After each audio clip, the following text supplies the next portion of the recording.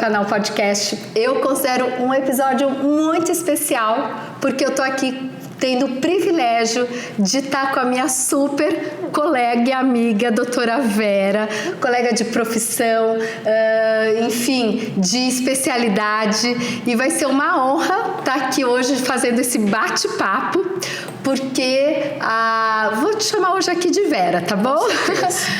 A Vera já está há mais de 44, né?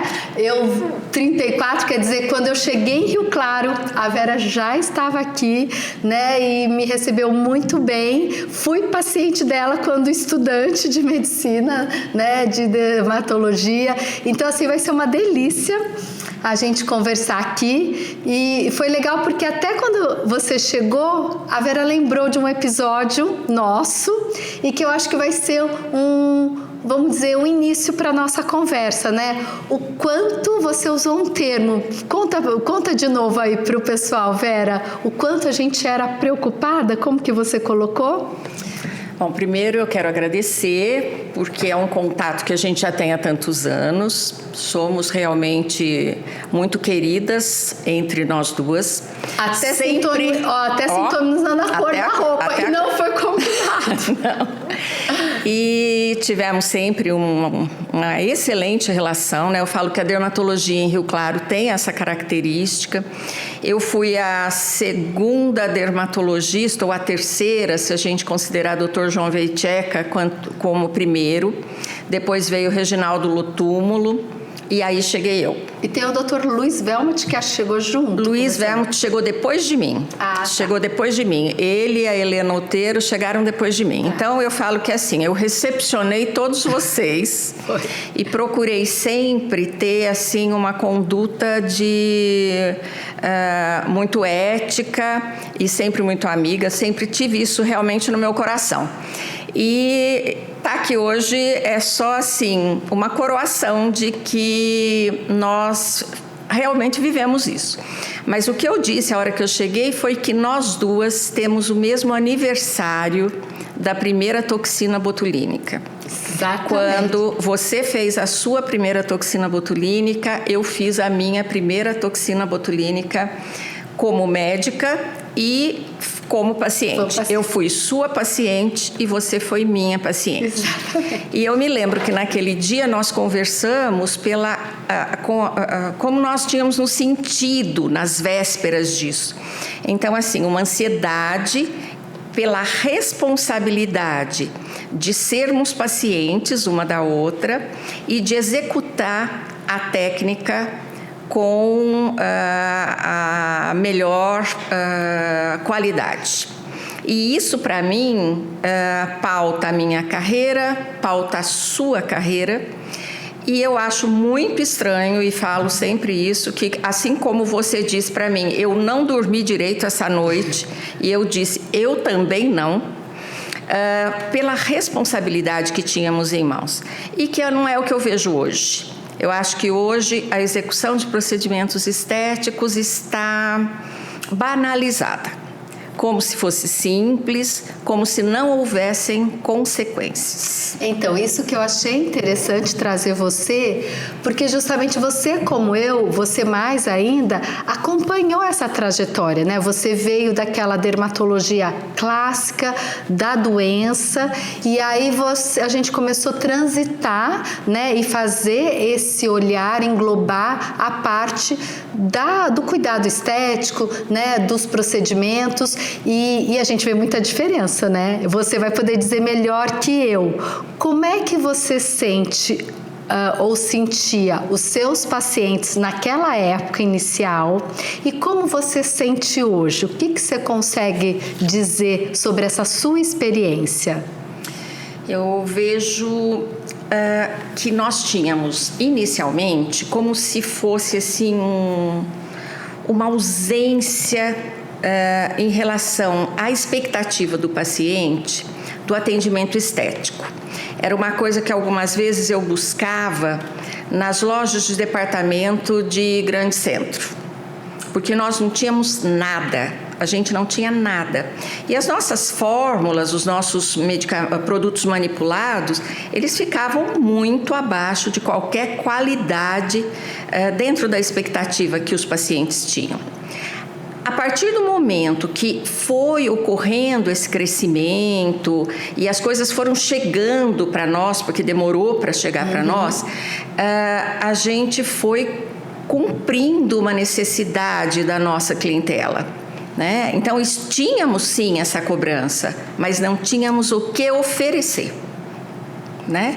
E hoje eu acho que nós temos novamente uma cobrança. Você acha que a cobrança é igual? Ou você Eu acha acho que ela já é piorou? diferente. Eu acho que ficou muito diferente. Eu acho que no começo eles buscavam o conhecimento com a gente. Quer dizer, eu tinha que ter esse conhecimento para oferecer. Hoje, o paciente busca aquilo que ele viu. Exatamente. E que ele acha que se encaixa, né? Eu acho que naquela época não existia tão definido os padrões. Existia sim a preocupação de minimizar algum sinal, alguma coisa, mas não tinha definido um padrão que a gente tinha que contemplar, vamos dizer assim. Não sei se é isso que você sente Com também. Com certeza. E assim, não existia um modelo. Eu não tinha como objetivo uma imagem, como hoje existe, né? Então, as pessoas se baseiam naquilo que viram. Algumas gostam, apesar de que nem sempre deveriam gostar. Mas elas vêm meio que atrás daquele objetivo. Sim. Já. E eu falo que isso a gente diagnostica na nossa sala de espera já. Você olha para determinadas pessoas e você percebe que tipo de consulta ela vai fazer. Atrás do que efetivamente ela vem. E você vai definindo também a sua qualidade de trabalho em cima disso. Porque aquilo que você não gosta, aquilo que você como profissional não aceita, você não faz. E se a gente não faz, a nossa sala de espera não assume esse aspecto de um prestador de serviço que faz o que o paciente quer. Sim. Tá? É aquilo que ele deve e que ele pode fazer. Então, eu acho que o nosso trabalho fica muito em cima desse critério que torna o paciente natural, que torna o paciente cuidado, sem os aspectos de envelhecimento que ele tinha no passado. Você falando assim, me vem à mente que eu acho que um grande papel que nós médicos temos e que a diferença que a gente pode fazer é que a gente fica no meio entre aquilo que é colocado, a mídia, enfim, as influências colocam e o que é a ciência propriamente dito. E eu acho que a gente tem um dever e tem também um papel fundamental para poder trazer esse senso crítico para o paciente, para poder realmente colocar para ele aquilo que pode ser realizado, aquilo que ele está tendo risco ou não, e não simplesmente como às vezes um produto que você vai comprar, né? Não tem ninguém intermediando com conhecimento. Então, eu acho que a gente tem esse papel diferente, né? Nessas técnicas ou nesses recursos, e eu não sei também como é que você sente isso, como que você tem feito também. Eu acho que sempre o que eu costumo colocar é que a gente precisa ter uma indicação precisa para aquela necessidade, para que não hajam modificações e aspectos deturpados na imagem, e que a gente não é um executor de procedimento. Né? Eu não sou aquela pessoa, e você não é a pessoa que tem que aprender a fazer para aplicar aquele procedimento em alguém. Não, a gente tem que indicar, saber o que é preciso, o que é possível, quanto de resultado a gente pode ter, com que material a gente vai trabalhar, em que plano da pele a gente vai atuar e qual vai ser o resultado final no decorrer dos próximos anos, porque é uma somatória. Uma das perguntas que a gente mais ouve é: quanto dura? E eu sempre digo, o envelhecimento não para. Depende de quanto você se mantiver em peso, em qualidade de vida, em alimentação, em sono. E eu já entro com a minha parte, que é tudo, né? todos os aspectos da vida, né? Que também vai determinar essa qualidade de envelhecimento, né? Porque eu acho que a preocupação não é não envelhecer, é envelhecer com qualidade, Sempre. né? Agora, você falou uma coisa que me chamou a atenção e que acho que a gente tem que frisar. O quanto é complexo a hora de você indicar ou executar um procedimento. Tudo que você está por trás disso, seja a escolha do material, enfim, você colocou uma lista de cuidados que você tem e que faz toda a diferença, com certeza, né? E que a gente está perdendo um pouco nesse formato que tem se trazido, porque a gente deixa de trazer o maior diferencial, na minha opinião, que é você personalizar, é algo personalizado, com certeza, né? Individual e personalizado. Então eu sempre falo, e é isso que você colocou. Muitas pessoas falam, eu quero fazer porque isso é bom. Não, a gente precisa ver se é bom para você. A questão da indicação, né, Vera? O que mais, assim, que você te desperta, assim, que você acha importante nessas questões dos procedimentos dermoestéticos que você já se deparou e que, enfim... Eu sinto, com toda essa experiência. Eu sinto em relação a essa questão da indicação, as dificuldades que eu tinha há anos atrás, justamente na indicação, né? Porque nós não tínhamos nenhum protocolo e ninguém que desse uma aula para dizer assim, olha, numa situação assim você faz isso, isso e isso. Não existia um roteiro. Né? Existia o quê? Uma análise individual de cada caso, sempre muito personalizado. Mas, com o passar dos anos, o que veio? Veio um monte de produto, de protocolos, uma série de protocolos, aparelhos, tecnologias que mudam a cada dia ou a cada hora, e que se você for pensar que você tem que atingir esse número de ofertas, você não vai conseguir. E o que não diminui e nem melhora a situação daquilo que você já tem e daquilo que você já faz.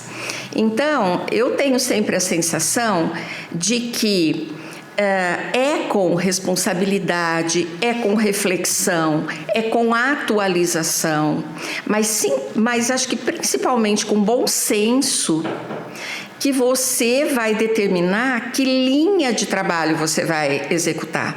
E que, portanto, nem todo mundo só preenche, nem todo mundo só faz laser, nem todo mundo só faz ultrassom microfocado, que agora é a era do ultrassom microfocado. Então, é assim, para cada paciente, a melhor indicação. Para cada pessoa, aquilo que vai ser bom para ela. E o que é bom para um não é bom para todos. Sim. E assim vai. E uma coisa, você vê, uma coisa que eu acho interessante, que você tem um diferencial no seu consultório, por exemplo, você tem como se fosse quase que um salão, né, de cabeleireiro. Então, você traz também, você tem essa sensibilidade em trazer, que não é necessariamente só mexer numa ruga ou numa flacidez. Às vezes como você vai explorar o cabelo, né, a coloração, né, as unhas, as mãos. Então, você tenta trazer para os seus pacientes todo esse diferencial de poder integrar tudo que vai poder trazer a sensação do belo, do bem-estar, mas não necessariamente focado num aspecto. Não. E eu acho que é fundamental que seja assim, né? Eu acho que o corpo humano, as pessoas, elas têm um todo que precisa ser cuidado. Sim. Né? Então, quando a gente fala aí da medicina regenerativa e quanto que você pode fazer pelo global disso, essa sua busca pessoal disso, eu acho que complementa exatamente tudo aquilo que a gente sempre pensou.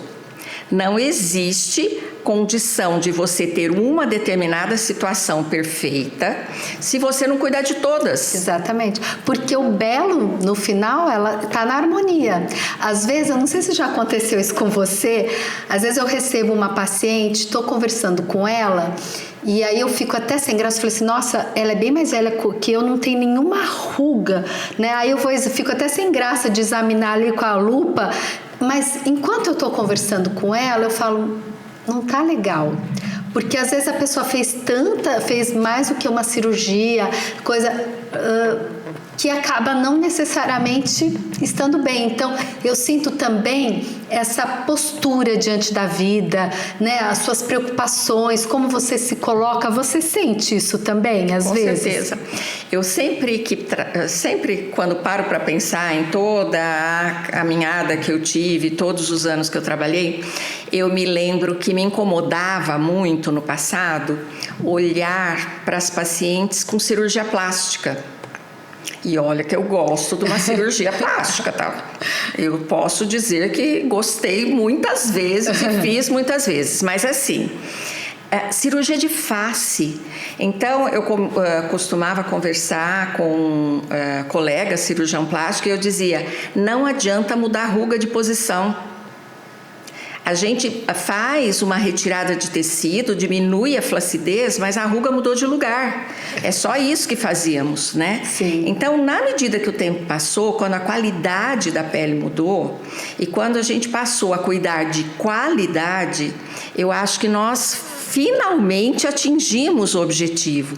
Porque assim, o cirurgião plástico vai dar um resultado maior, mexendo na musculatura, recolocando os tecidos nas suas devidas posições, mas de uma pele que vem tratada, que vem hidratada, de um organismo que vem tratado com reposição hormonal na fase da menopausa, que é uma fase muito dramática para a mulher, né?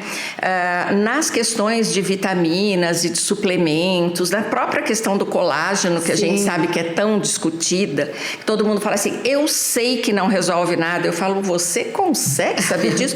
Como é que dá para saber que você não consegue nada com colágeno? Como assim? Eu falo, colágeno de articulação tira dor? Tira. E por que na pele ele não funciona? Sim. São parâmetros de medidas diferentes, mas é lógico que ele é fundamental. Então, eu acho que é essa abertura do leque mesmo.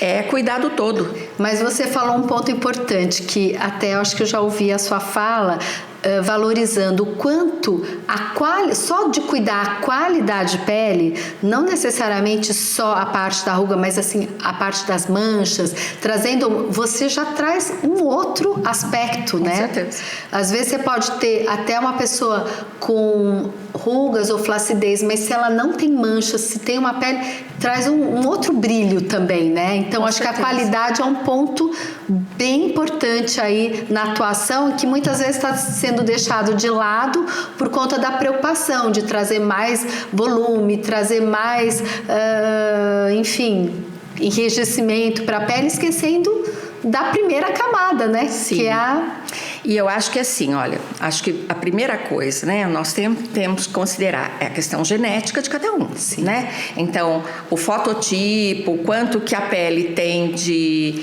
qualidade já genética, mas a exposição solar, os cuidados em relação à exposição solar, o uso diário, o tão falado e tão pouco feito skincare, porque se fala muito de skincare, mas na verdade a prática não é essa, né? Se fala tanto de filtro e na verdade a prática não é essa. Então eu acho que tudo isso vem trazer realmente qualidade, sempre isso. Mas o que acho que a gente pode colocar que realmente houve uma revolução. Você deve concordar comigo, porque olha, eu acho que nem pegou o filtro solar, porque quando eu estava na minha formação é que foi começar a surgir os primeiros filtros. Então eu acho que quando você iniciou a tua prática não tinha filtro. Não existia filtro. Então eu acho que foi uma revolução, né? Nossa, fantástico. A gente pode considerar que a roda foi inventada. Agora eu acho que é mais a gente aprimorar, mas sem essa angústia de querer ainda revolucionar, porque a revolução já foi, né? Acho que com certeza. Acho que eu acho consegue. Que a revolução hoje maior é a gente estabelecer as condições de bom senso. Bom senso, qualidade, agregar qualidade à pele, agregar qualidade nos cuidados diários e a consciência e responsabilidade dessa cronicidade de cuidados. Eu acho que fundamentalmente é isso sempre. E é esse o nosso papel, né? Então, olha, eu não poderia ter escolhido a melhor pessoa para fazer esse podcast sobre esse tema, que traz toda essa trajetória, que traz toda essa experiência e que conseguiu resumir em 1 minuto o essencial. Vera, amei você estar aqui comigo nesse bate-papo. Vou adorar se a gente tiver outras oportunidades e fica aqui o meu agradecimento por essa oportunidade. Eu que agradeço, uma honra, um prazer e um carinho muito grande por você sabe disso. Uma vida inteira juntas, mesmo que sem grandes evidências disso. Grandes encontros. Então, valeu e muito obrigada. Obrigada a você.